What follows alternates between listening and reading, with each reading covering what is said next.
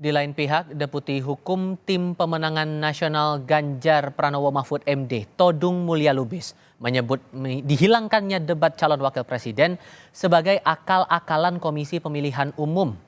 Menurut Todung, KPU tidak bisa mengubah format debat kecuali jika Undang-Undang Pemilu Nomor 7 Tahun 2017 diubah.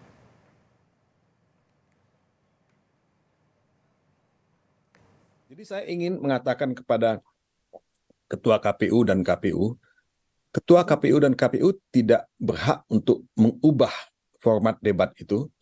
Kenapa? Karena itu sudah diatur dalam undang-undang, sudah diatur dalam peraturan KPU. Jadi kalau mengatakan bahwa debat ini tetap 5 kali, dan capres dan cawapres itu akan hadir dalam setiap debat, yang beda itu cuma format bicaranya, ya, porsi bicaranya. Menurut saya ini akal-akalan, ya, yang tidak boleh kita terima, ya. Kita mesti konsisten menjalankan apa yang ditulis dalam undang-undang, kecuali kalau undang-undang itu diubah.